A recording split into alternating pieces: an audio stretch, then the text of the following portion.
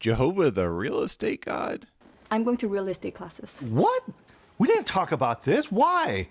Okay, so let me back up.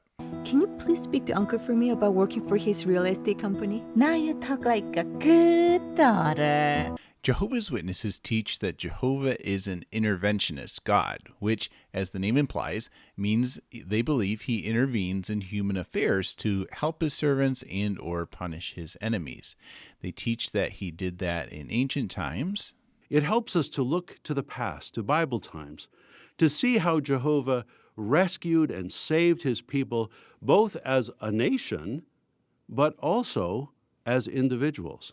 And they teach that he's still doing that today. You see, Jehovah is doing what verse 1 says. He's showing his favor and he's blessing his people in these countries where the work is under ban. And as a result, we are able to see Jehovah's acts of salvation for his people. Well, now, there are so many examples of this. I wish we had another hour to be able to tell you all of them. Jared gives a witness to the universe that even a child that trusts in Jehovah can prove his loyalty to death. Now, other situations may turn out differently and not end up in death. If an individual feels that relief was because of Jehovah's intervention, he should certainly give thanks. However, we must recognize that Jehovah knows the best way to handle matters so that it results in honor to his name and to the lasting good of his servants. So what will Jehovah do? Well, when we're facing trials, it's true, in some circumstances, Jehovah may remove the trial. But we know there's only certain types of situations that are so important to Jehovah that he will intervene.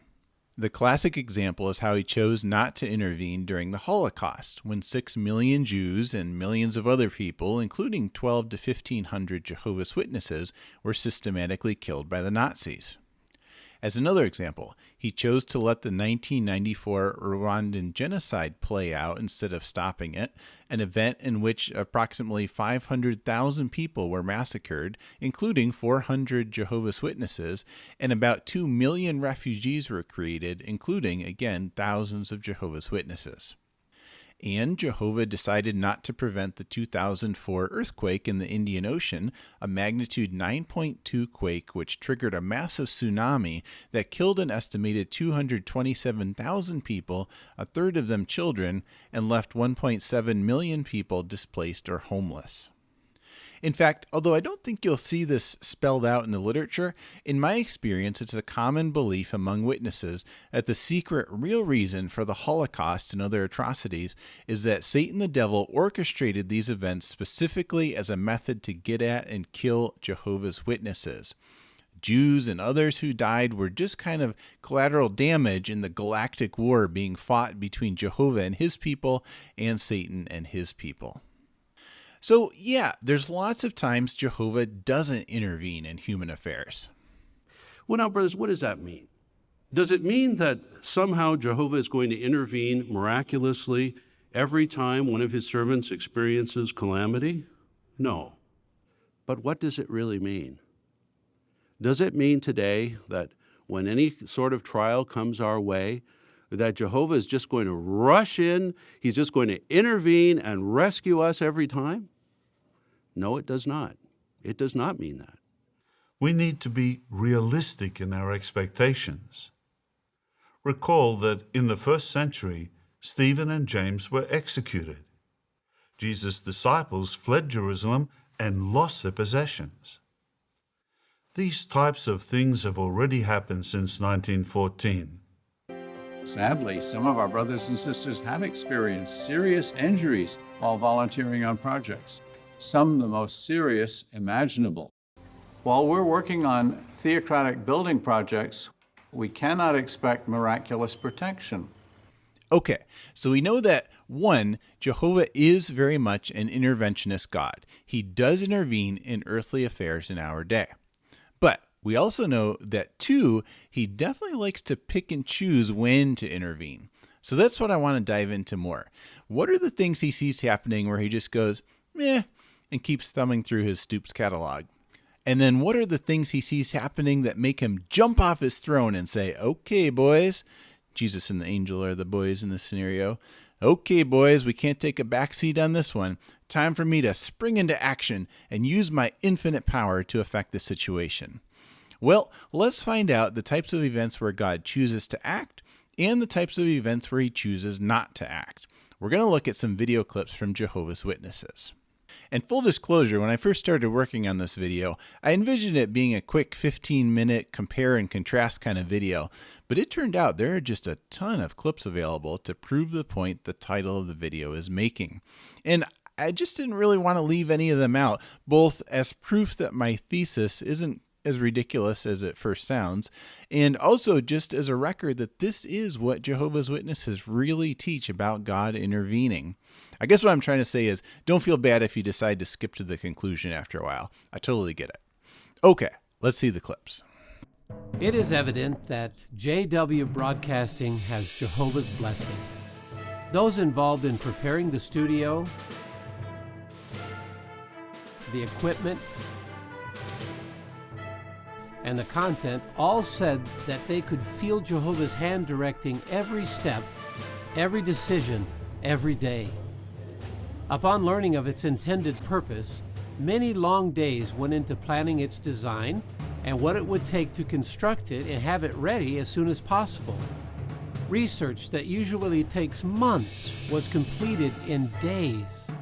A scout team got busy searching for a suitable location, and a good one was found in the office complex at 30 Columbia Heights. Sensing Jehovah's direction on this endeavor, the brothers vacated the entire area in just 1 week. We asked an industry professional how long it would normally take to complete a studio and project of this size. He said without hesitating, at least 1.5 years. Yet our hard-working brothers and sisters accomplished this monumental task in just 2 months. This just emphasizes the fact that when Jehovah wants something done, there is nothing that can stop him. Hurricanes Fiona and Ian have affected our brothers and sisters in the Caribbean and in parts of Canada and the United States. Sadly, one brother in Cuba died. Between the two storms, over 3,600 of our brothers' homes in over 100 kingdom halls were damaged or destroyed. And we've seen Jehovah's hand many times throughout the years on our projects. One that stands out to us is the Ryret congregation. So we found this piece of property, but the problem was that the government had just placed a ban on dredging sand and coral out of the ocean or off the beaches. Without having that, we wouldn't be able to mix our concrete to accomplish our project. We made it a matter of prayer again, and we both exited the vehicle. And as we were approaching the doors of the company, this blue pickup pulled in and kind of intercepted us. And the gentleman, local man, hopped out of his truck and said, "Can I help you?" And he was the man who was in charge. Well, we explained our situation, and he said, "Well, you'll have your concrete the next morning." What was interesting about that, and which really made us feel like Jehovah had a hand in the matter, was that gentleman had just flown in the night before from another island. He had been gone for quite some time. He had pulled in, talked to us, and then hopped back in his truck and drove away. So we wondered, why did he pull in the first place? Well, we didn't want to argue with it, and we just took advantage of the situation, and the next morning, 7 o'clock, the truck rolled in and we poured our footings. When Typhoon Haiyan struck in 2013, Michael went with his wife and his young son to the Kingdom Hall in Tacloban City to seek shelter. There had been many typhoons before. This was not an unusual event in the Philippines. But this time, there was something different. This was the first time in recent memory that there was a storm surge. A wall of water, 15 feet high or 4.5 meters high, struck the Kingdom Hall. The walls and the roof collapsed. Michael worked very, very hard to try to rescue his wife and the other brothers and sisters that were trapped under the debris. But sadly, his wife had already perished. Then, in the water, by this time, he heard his son cry out to him, "Papa, Papa!" He reached out and he grabbed him in the water. But because of his exhaustion from already helping the brothers to escape from under the debris, and because of the cold temperature of the water, he became unconscious. And when he woke up, his son was gone. He too had perished in the storm. We did consider renovating our present location, but how do you continue the work in a tiny branch while a renovation is happening around you? We had a piece of land right next to one of our major assembly halls in one of the biggest cities in our branch territory. But sadly, the access was terrible. A dirty, muddy road, very difficult to access either in car or on foot. All of a sudden, something amazing happens. The local government decides to build a road right outside our assembly hall, thus giving us access to this piece of land. It was Jehovah saying that this is the piece of land where you should build a new Cameroon branch. Now, during these 2 service years alone, more than 900,000 of our brothers have been affected, almost a million. 62,000 of them being displaced, 190 injured. Sadly, 64 were killed. More than 700 kingdom halls were damaged or destroyed. More than 15,000 homes damaged or destroyed. Right to the end, we're going to be giving out spiritual food at the right time. We don't know what the Lord's going to use after the Great Tribulation, immediately. As Brother Couch said, and Brother Larson felt the same way, the Lord is running the organization, so we got to follow him. And whatever he tells us, we do it.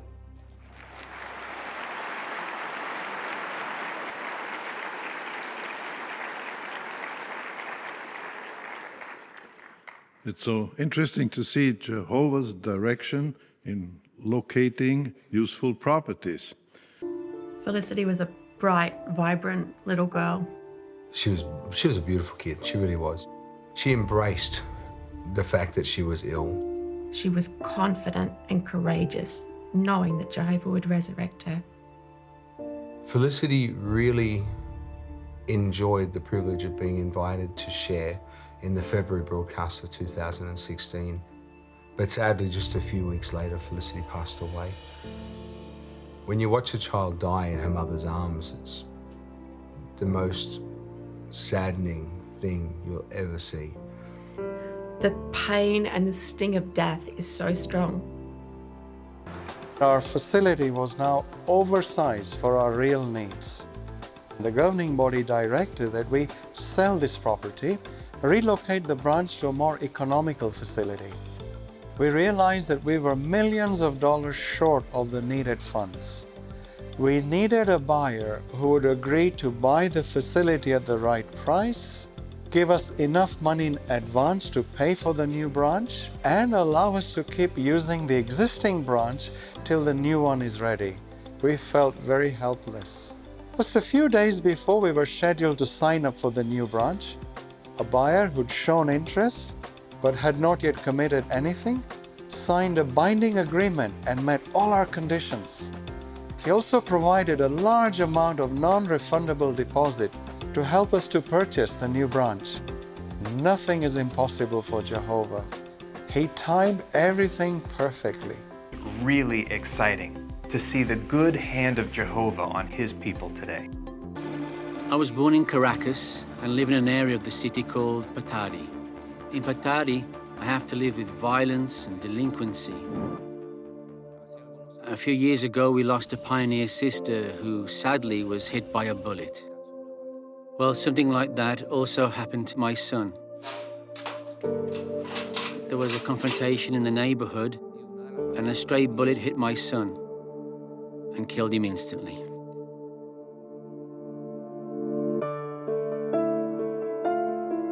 That left such a void. It hurt me to go into his room and see his empty bed, and then to see his things, his shoes, his favorite clothes, see them in the wardrobe. Crying was inevitable. Now, what we've seen with the design and project planning teams coming together, with the plans for the support, feeding, housing and care of the volunteers, with the spirit that's already evident amongst those who are involved in the project, and also the strong backing of the governing body, we clearly see that Jehovah's hand is with us. Look at this map. As we plot on it, the disasters that have occurred in just the last service year. And do you notice the number of brothers that are affected? Did you notice close to 500,000 of our brothers were directly affected by these disasters in just the last couple of years? Now, it's sad to say that 22 of our brothers and sisters died in these disasters, and 84 were seriously injured. Tens of thousands of our brothers have had to find new homes, and of these, 14,000 had to completely flee their homeland. Seeing how different departments, branches work together, the willing and happy spirit of all involved, especially the local brothers, was a clear evidence of Jehovah's blessings on this project. Truly, this is a special gift from Jehovah. It is truly encouraging to see how Jehovah blessed the collaboration and hard work of so many. We gathered some statistics 2 months ago, and we found out in only 3 years, 7,000 publishers, among them many elders, many pioneers, have left the country because of the dangers. They have felt threatened. Some had been kidnapped, let go, and then they left the country. Family members have been killed, and so on.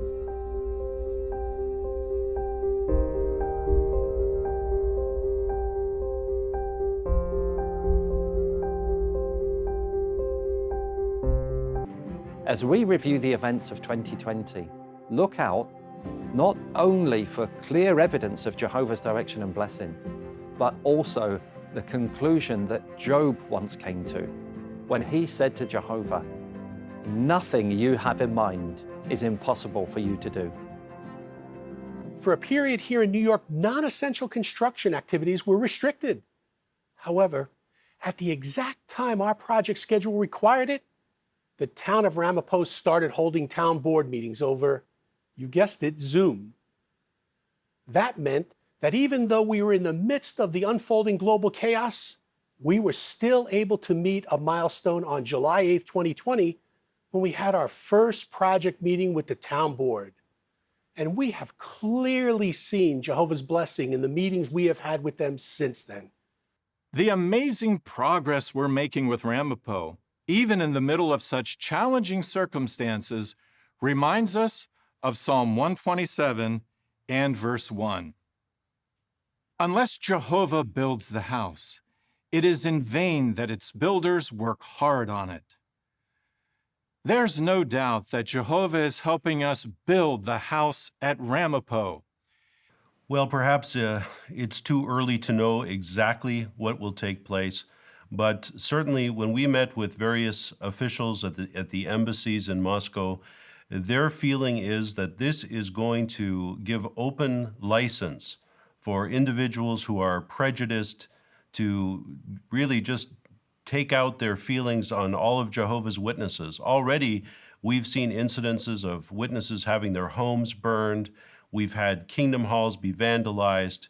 We've had children harassed at school by their teachers. We've had brothers threatened with loss of employment. So we can expect that we will see greater persecution in that land. A natural question arose, where would we record it?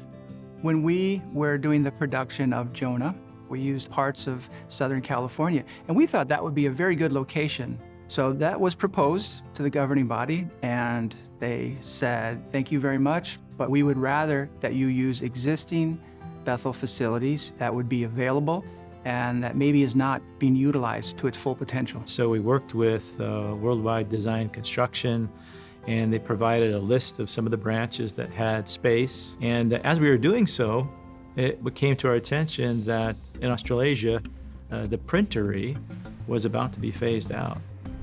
At the end of 2015, the printing work was moved to Japan.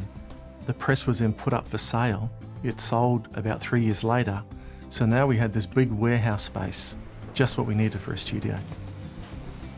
We just were stunned to think that such a project could be accomplished here. But I think we've also seen so many evidences of Jehovah's blessing on this project that it's very clear it's something he wants. The temporary accommodation here at the branch was due for demolition. And I mean, like, the bulldozers were almost at the gate. So we were able to stop those bulldozers, and as a result, we're currently renovating those residences. Jehovah's Hand was definitely in that experience. Without the stopping of that demolition, we wouldn't have had enough accommodation to look after this project. It was as if Jehovah was dropping this option in our laps with all the criteria that we needed to do this project. When this project was first discussed, it kind of felt like so far into the future and almost an impossibility. It was so big in scope, but now it's actually happening. And you see Jehovah's blessing on the planning, on the construction, on the people. Will there be challenges? Oh yeah, guaranteed, but if Jehovah wants something done, that's what happens. This is such a huge endeavor, and yet Jehovah has shown us his direction all along. It needs to be done. With this project being blessed by Jehovah, that's what's going to happen. Sadly, throughout human history, women have been subjected to injustice, violence, and abuse. We might think that only brothers are imprisoned around the world, but we actually have 12 sisters in Eritrea who are in prison for their faith. And there are 8 sisters in Russia who are in prison because of their faith. When Nimrod was building the Tower of Babel, Jehovah used language to halt the project. Yet today, working on a project with so many different languages and cultures, Jehovah is unifying them to make his project successful.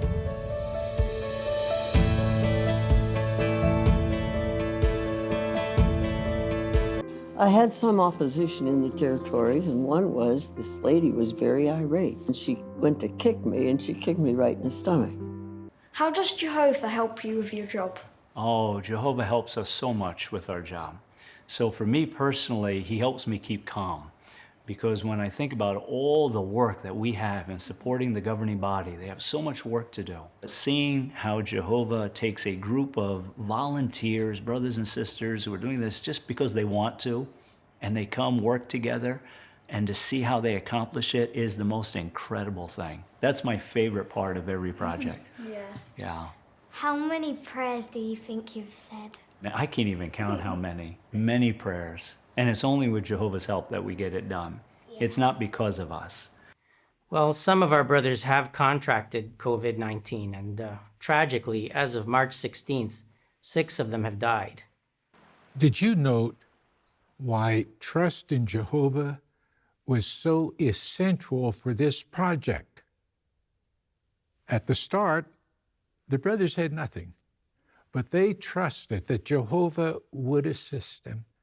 And he did, through donated land, materials, and willing volunteers. Yes, we can truly put our confidence in Jehovah as he guides us through this system of things. I was assigned to do a shepherding visit to Haiti about 10 days after a tremendous earthquake took hundreds of thousands of lives. And sadly, 154 of our brothers also lost their lives. We could go on and on about Jehovah's blessings with regard to the Wallkill project, but let's just take one example, the Wallkill Chiller project that started in December of 2010. It was critical, the brothers tell us, to get the new chillers operational no later than the first week in the following July. But there was a problem because they wanted to make sure the presses would continue to operate. This is how one of the brothers expressed what happened. He said, by mid-June, now remember July, they had to have the chillers up and running, things started to get critical due to the lack of response from the specialist from the chiller fabricator. So what did the brothers do? Well, they made it a matter of fervent and urgent prayer. A few days later, I received a phone call telling me that there was a man from the chiller fabricator waiting for me in the main lobby. The brother then goes on to say, eventually he got enough courage to ask him, well, what caused you to actually come to the lobby that day? Well, the man said he'd received an urgent trouble call from another customer in a nearby town. So he decided he'd just stop by Watchtower on the way. He then said the trouble call turned out to be a false alarm. Well, the chillers started on schedule and everything was operating according to plan. So that's just one of many. Now, believe me, they sent me reams of papers of experiences. We are again going to interview these dear brothers, and this time they're going to tell us their experiences and experiences that they had that convinced them that Jehovah's hand was in this project. I remember an instance where we were meeting with a governing body member on something else, and in the conversation, it just lent itself to the question, just what was it that made him or the rest of the governing body so convinced that this project was going to get done on time? And he explained, during the acquisition of the property, they had established terms in the acquisition that for them was a sort of a coal test. So should they start from scratch and build a Bethel there in Allegheny, or should they utilize the property that they already owned in Brooklyn? They wanted to see if that was actually Jehovah's will. So what Judge Rutherford did is he asked Brother C.A. Wise, who was his vice president, we need to do a test to see if Jehovah is going to bless this direction. During a wartime, any raw materials, paper, fuel, all of those things are regulated because the war effort is going on. So this was a perfect test to see if they would enable the brothers to get coal. He sent him back here and he said, don't just get a little coal, get enough so that it is obvious that if we get this coal, that it only is by Jehovah's blessing. Brother Rutherford directed Brother Wise to order 500 tons of coal. And what was the outcome? When he applied to the authorities, he was granted a certificate to obtain 500 tons of coal, enough to care for their needs for years to come. Jehovah fulfilled the test exactly as they expected. And from that point on, he mentioned that he himself and every one of the members of the governing body to a man were firmly convinced that it was Jehovah's will to move from Brooklyn to Warwick. In 1974, Emperor Haile Selassie was deposed. This communist government quickly began a campaign called Red Terror against any supposed political opposer. It was common for people to disappear. Sadly, my youngest brother, Eob, was a victim. He disappeared on his way home and was never seen again. And Rick, you remember our infamous Friday afternoon design, coordination, and construction meeting? Every time after prayer would start the same way. We don't have what we need, brothers, to work next week. We don't have sufficient enough drawings. Rick would be there working. He'd be back and forth emailing with other ones. He'd be getting stuff sent in. We would conclude that meeting at 5 o'clock on a Friday every time with, you know what? We have enough to work till next Friday. And there, poor Rick, there he'd go again the following Friday. We'd start back up again. But Jehovah would give us what we needed, as if he was telling us, don't worry, I've got this. I've got it under control. Just keep working. In December, Typhoon Rai, locally known as Odette, devastated the Philippines. Sadly, 4 publishers died, a dozen were injured, and over 2,000 were displaced. And can you imagine? Over 1,700 of our brothers' homes were damaged or destroyed. And another evidence for me that Jehovah's hand was in this project is you five brothers are all friends. And just interacting with one another and being with you, you could see that that's evidence of Jehovah's Spirit. But ultimately, our thanks goes to Jehovah for what took place, because we know He ultimately was behind the success of this project. And we're very thankful that all of us had a chance to witness Jehovah's hand in action in what took place. On the evening of Thursday, March 9, 2023, a terrible tragedy happened in Hamburg, Germany, after the midweek meeting concluded. Sadly, 4 brothers and 2 sisters, as well as an injured sister's unborn child, were killed. In addition, 2 brothers and 7 sisters were seriously injured.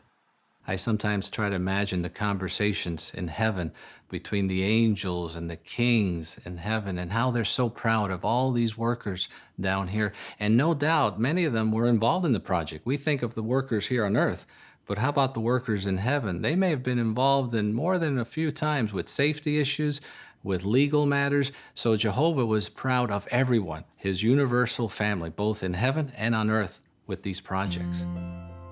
Sadly, as of December 20th, more than 7,500 of our brothers and sisters worldwide have died from COVID-19.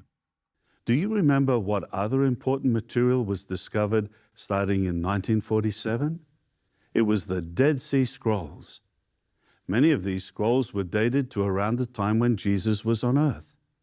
And what did these scrolls contain over and over again?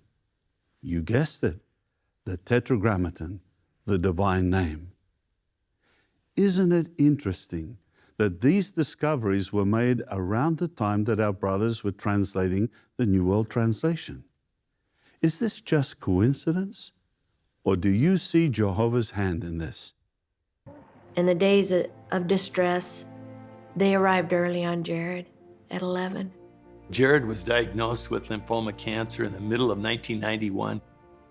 He died in June of 1992.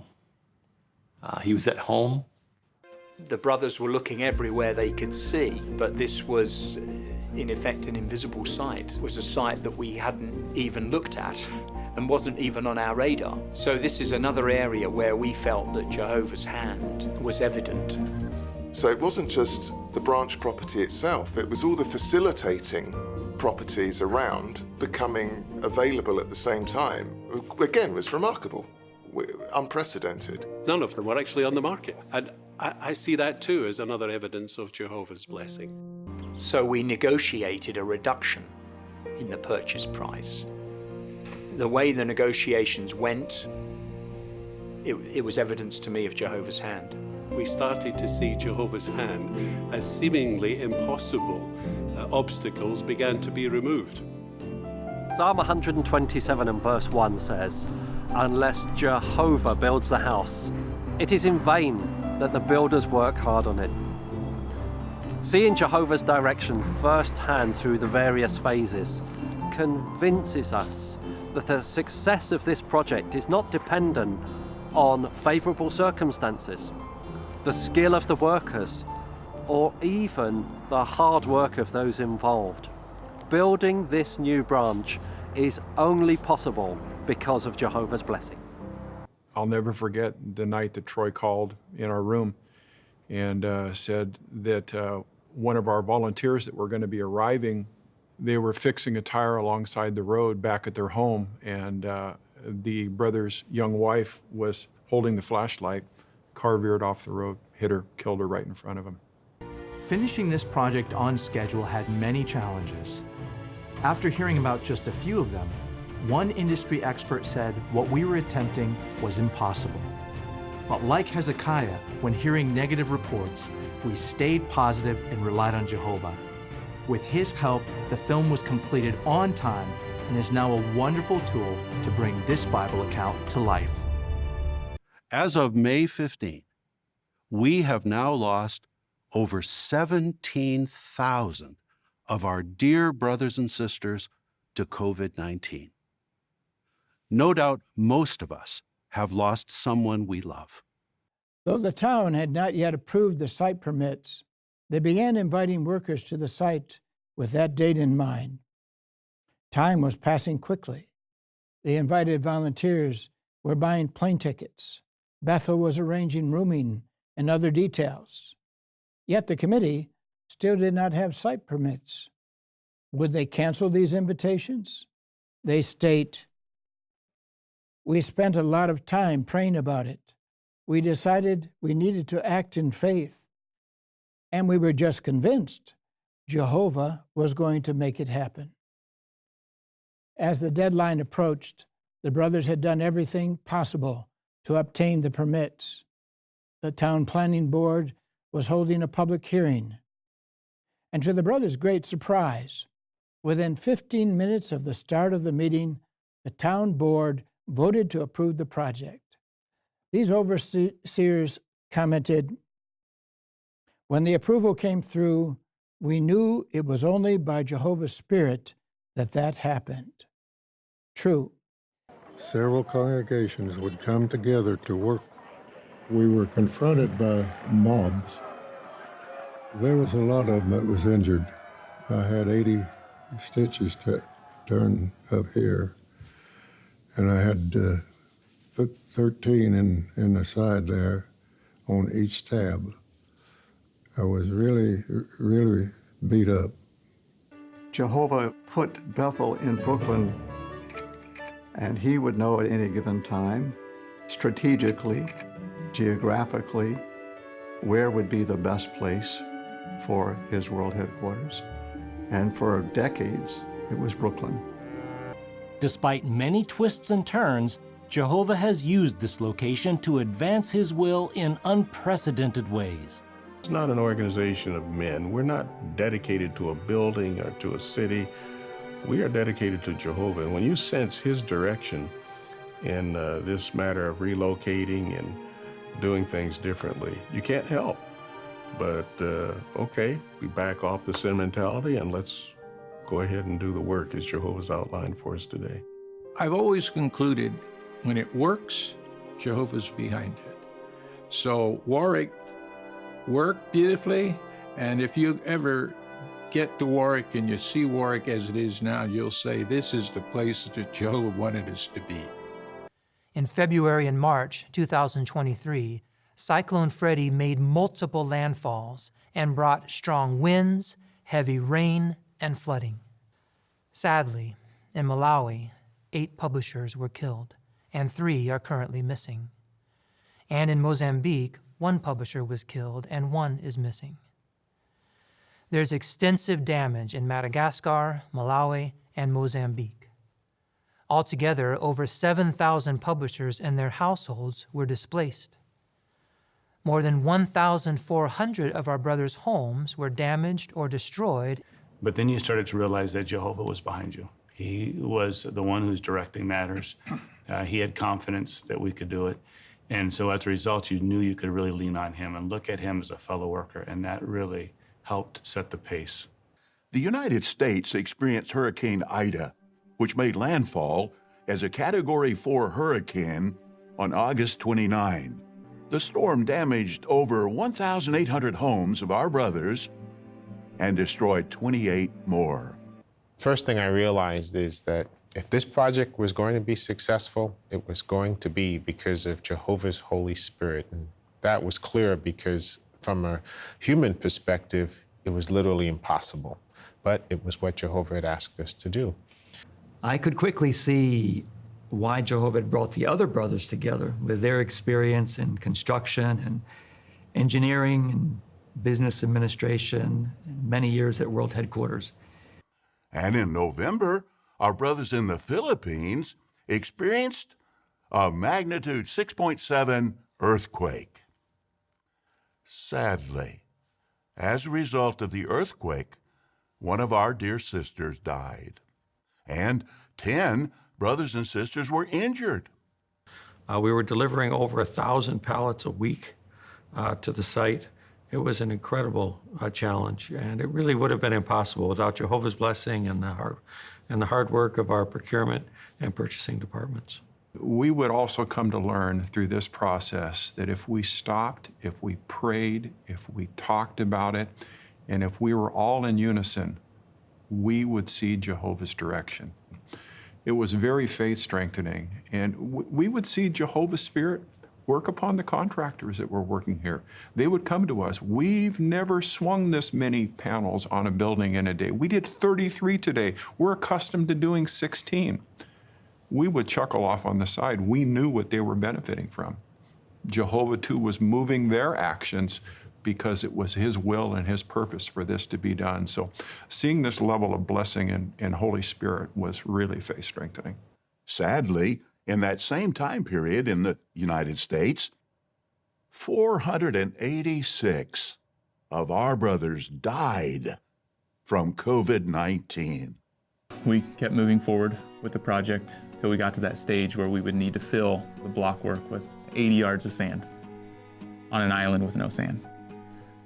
So again, we made it a matter of prayer and knew that if, again, Jehovah wanted it built, it would be built.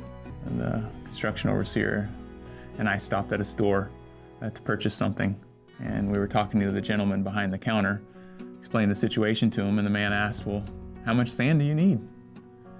And we told him, 80 yards, it's quite a bit. And the man said, well, I have 90 yards in my backyard. I don't have anything to do with it, so you're more than welcome to it. When I was 15, my life changed in a moment's notice. I was playing high up in a tree, the branch broke, I fell to the ground, and I was paralyzed. At that moment, I went from an active kid who could run to one who was paralyzed from his neck down. I couldn't feel anything. We met with the police this afternoon, and they said that they have never seen such a well-organized event ever. Seeing how everything has been successful,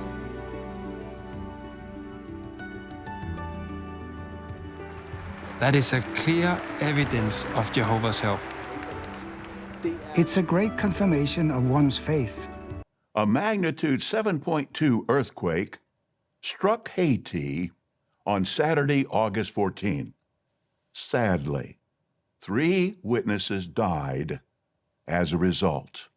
The earthquake destroyed approximately 130 of the homes where our brothers were living and damaged another 250. Our Bethel family decreased from around 350 to 150. The multiple buildings were spread across several properties, and with the reduction, many of them were no longer being used. It was decided our Bethel facilities be sold and to begin a search for a new Bethel facility. The timing had to be precise between the purchase and construction of a new facility and the sale of all current properties. We saw Jehovah's direction clearly. On the one hand, we had the sale of all the properties, and on the other hand, the purchase of the new project. Both processes climaxed within the same 24-hour period. This was recently the case for Brother Rinat Kiramov in Russia. In April 2024, several prisoners demanded that our brother reveal the names of other Jehovah's Witnesses, but he courageously refused. In turn, the prisoners beat and tortured him for 4 days, even using a taser. After that direction went out, we had a tremendous response from a number of branches who were able to obtain vaccines for special full-time servants who wanted to receive them. Several branches said that it had seemed impossible to get vaccines in their country at that moment. But they prayed about it, they followed the direction, and then either that same day or the very next day, Jehovah opened the doors and suddenly they had the vaccine. Although 551 cases were reported among our brothers during the recent outbreak, only 3 of our brothers have died, and it is our understanding that all of them had serious underlying health issues. Even 1 death is too many, yet we're relieved that so few died. Jehovah is telling us through the governing body, it's time to move out of Brooklyn. The governing body, these brothers, as soon as they see Jehovah's direction, they just move. It doesn't matter if it's long-held, cherished ideas, this is the way it has to be done. As soon as they see Jehovah's direction, it's done. Jehovah had everything in control. He just kept nudging imperfect humans. You know, he knew where he wanted us, and then we end up where we're supposed to be. When you see an organization like this come together to accomplish a common goal, you know it can only be done by Jehovah. We're sad to report that as of December 10th, we have lost 25,658 brothers and sisters to COVID-19. Another experience that really stands out to me is an experience we had on the island of Yap. We were doing a renovation of a remote translation office and an extension of the Kingdom Hall because of the growth that they've had in the congregation. They've outgrown their Kingdom Hall. So for that extension, we would need cement and sand for backfill.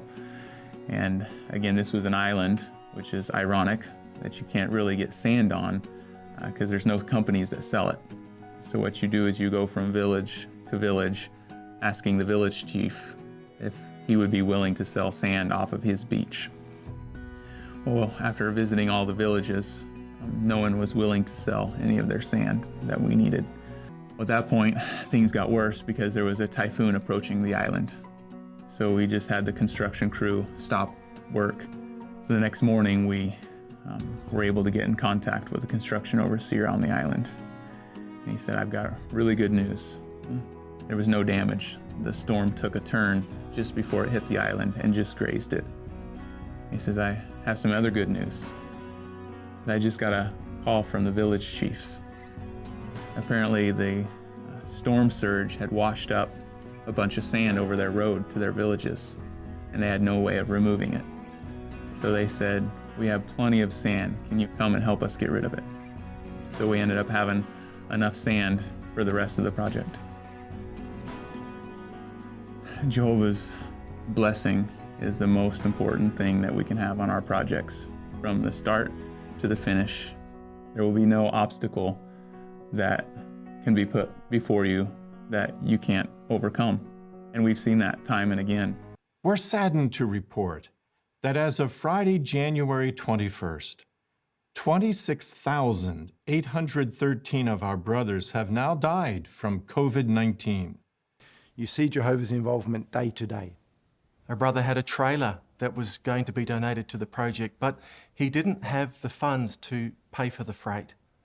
At the very same time, a sister contacted the branch and wanted to donate specifically to the project. The amount she donated was the amount that was needed to cover the freight to bring the trailer to Bethel.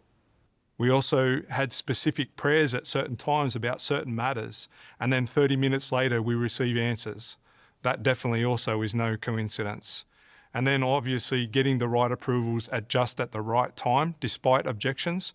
We know that there's no one else other than Jehovah that could have a hand in that. In late September and early October, Hurricanes Helene and Milton devastated the southeastern United States. The two storms caused devastating floods and landslides. Sadly, 3 publishers were killed. Over 11,000 of our brothers were displaced. The storms damaged or destroyed 17 Kingdom Halls and more than 2,500 of our brothers' homes. I was really struggling one day, and I had to reach out to Jehovah in prayer, just try and throw all my burdens on him. And not 2 minutes after I finished that prayer is when an elder reached out to me and gave me the best shepherding call I think I've ever had in my life. And clearly that was Jehovah reaching out to me and trying to show me that he understood how I felt and was there for me. Tropical Storm Anna struck southeastern Africa. Sadly, one brother lost his wife and 2 children. 3 brothers and a child were injured. Over 2,000 were displaced, and over 400 of our brothers' homes were damaged or destroyed. We made efforts to put the stands and carts as close as possible to the places where the brothers would work. thanks to Jehovah, we were able to get a strategic location near the entrance to the arenas, which we didn't think would be possible. During the Olympics, more than 1 million people passed through the harbor here. And thanks to Jehovah, we were able to set up more than 40 carts in the immediate harbor area and placed almost 20,000 pieces of literature. And on February 15, heavy rainstorms and mudslides hit Brazil.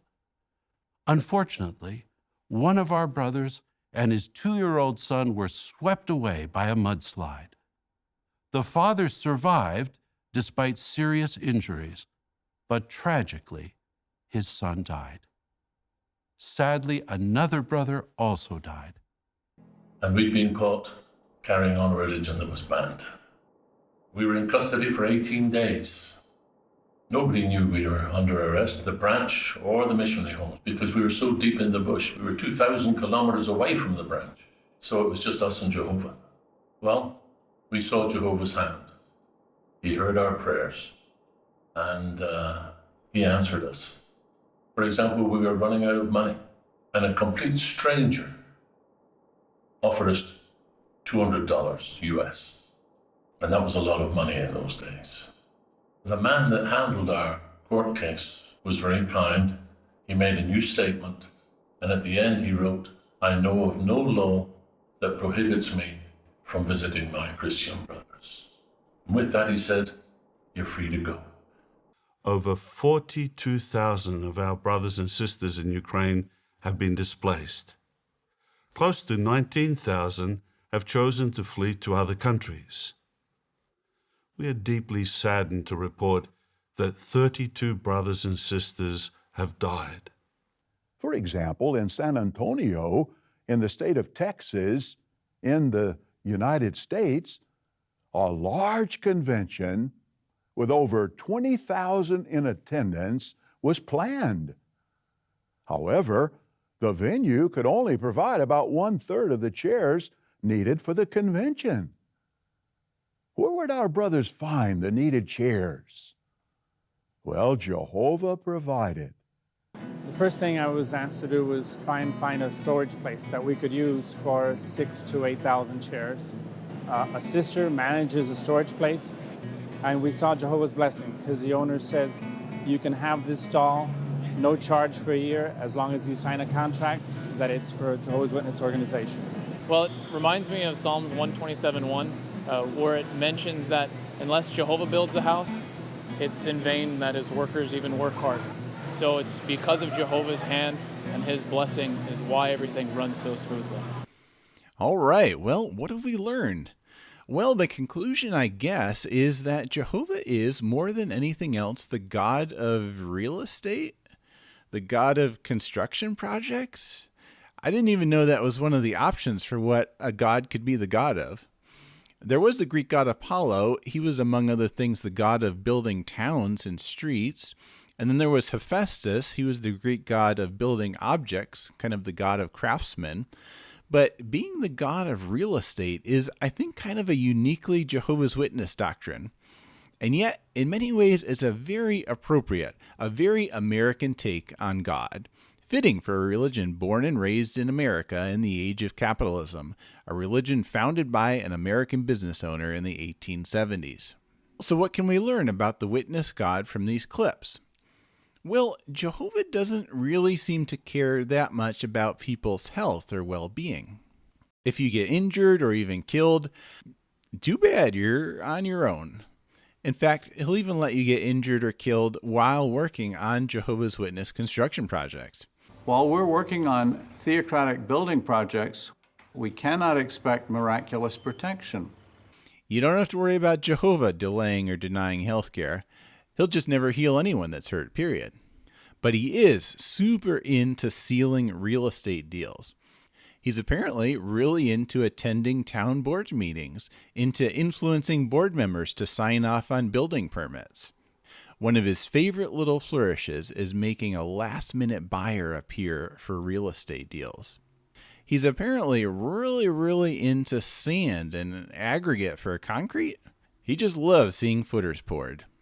Now, we can parse his interest in real estate even further. He's really not into residential real estate, houses owned by families, as seen by the thousands of witnesses whose homes he allows to be destroyed by natural disasters every year. Ugh, so boring. No, his primary interest is commercial real estate, international real estate. If we can help you here at Touchstone International Properties, please read us on the web at TIPCRE and ask for Jody Jadley. If it's a property owned by a large multinational corporation, that's what really gets his juices flowing. That's when we see him spring into action.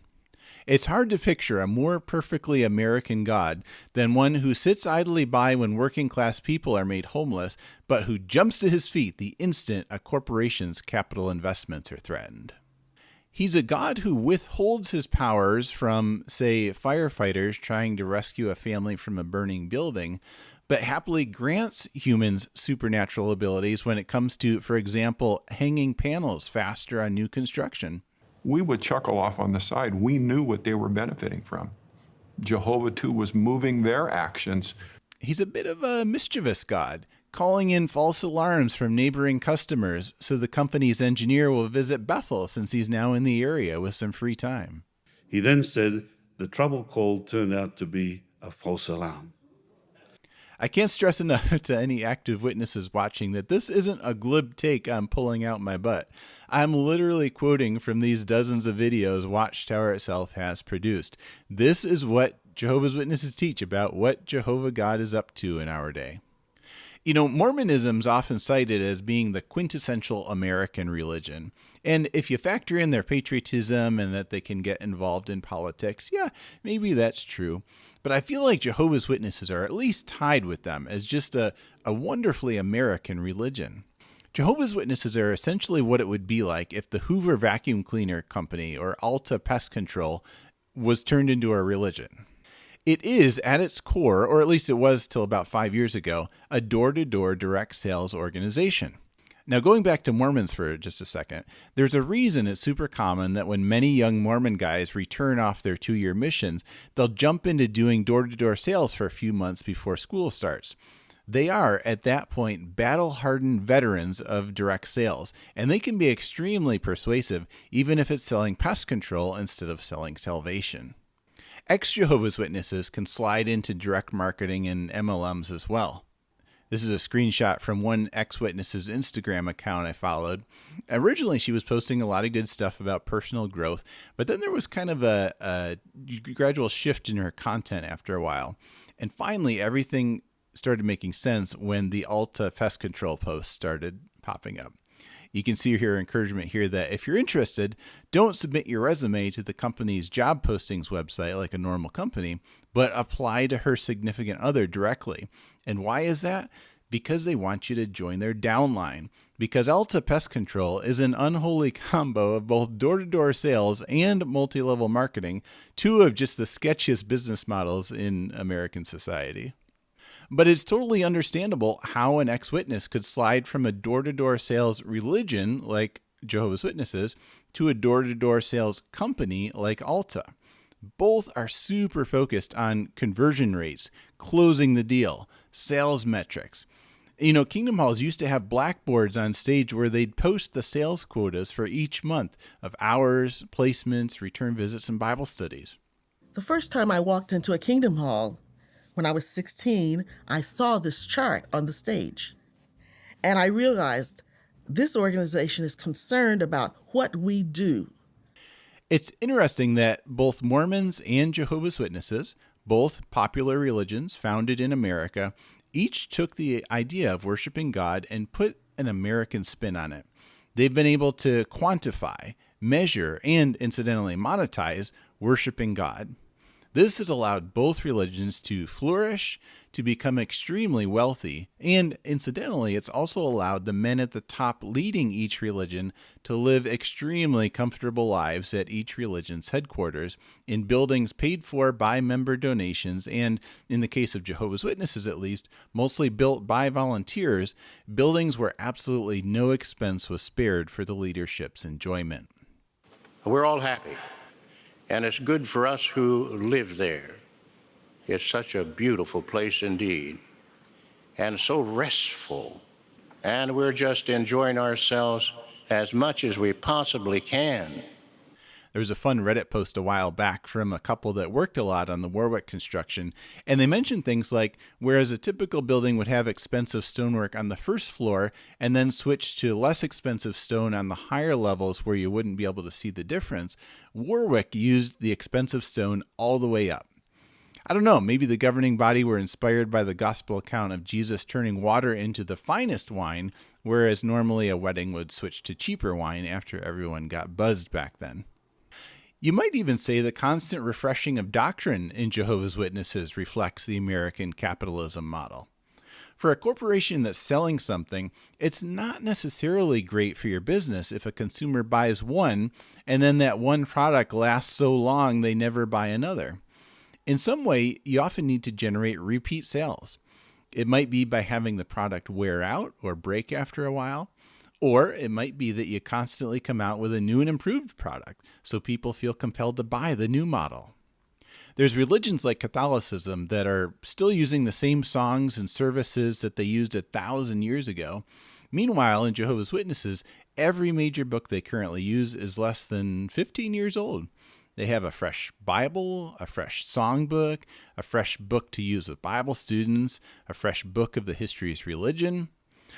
Part of this is that the religion evolves rapidly enough that they can't really use the old literature anymore. And then part of this is just coming out with new and improved models. You know, Watchtower doesn't get any donations for a Bible if someone's still using the same Bible they had when they got baptized 40 years ago. Gotta make that obsolete. And also, the religion has kind of created a demand for new stuff in their members. Can you imagine the slight vibe of general disappointment there'd be in the auditorium if the annual meeting got to the final song and there hadn't been a single new thing announced? They've almost made a religion where the members are all like hyperactive rich kids. They always need something new and shiny to play with. How weird would it be if Jehovah's Witness headquarters just stopped producing new videos, new literature, new monthly broadcasts, and they just encouraged everyone to reuse and rewatch the old stuff from now on? It's hard to imagine that happening. The leadership seems to think that they always need a shiny new toy in their pocket to amuse the rank and file witnesses. In some ways, I think maybe that gives a little glimpse into what the governing body think about rank and file witnesses, that maybe they have a little disdain for their intelligence and thinking ability.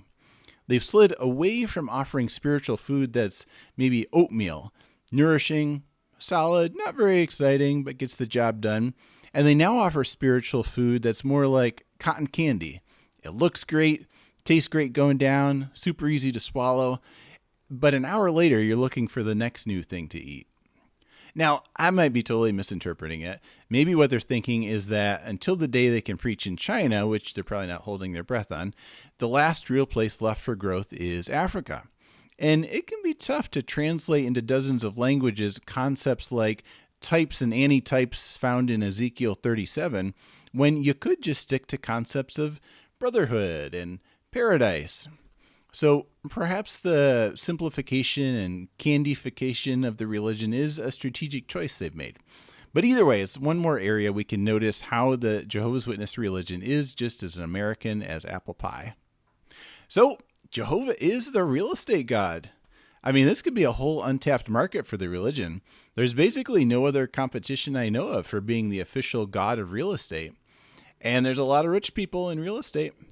Imagine being able to market yourself as kind of the patron saint of construction.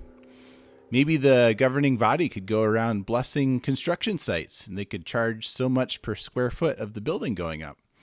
Maybe they could sell little JW.org figurines that could be buried in building foundations to keep it free from evil. We already know how much Jehovah loves concrete.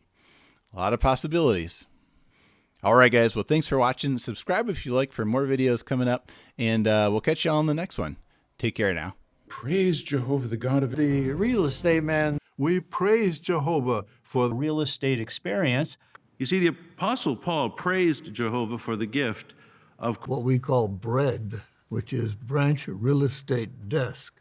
And we'll close with a prayer of praise to Jehovah, the source of real estate.